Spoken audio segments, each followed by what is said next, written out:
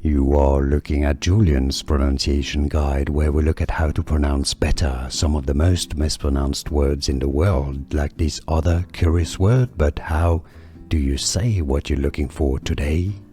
Let's learn once and for all how to pronounce this Dutch name, the name of a famous Dutch painter, and that's not the only one that is confusing, so make sure to stay tuned until the end so you can learn a lot more from this channel.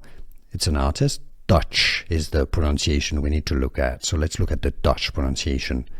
Let's break it down. Pieter, that's pretty straightforward. So you can say Peter, that's going to be great. Now, the Dutch pronunciation is Bruegel. Bruegel. Alright, so if you cannot pronounce Dutch and say Pieter Bruegel, I suggest you can say Peter or Peter. That's great. Bruegel. Replace the h sound with an H sound from English, okay? Bruegel. So just spell it B-R-U-H-E-L. Bruegel. Peter Bruegel, the elder. Pieter Bruegel. And now you know. It's easy.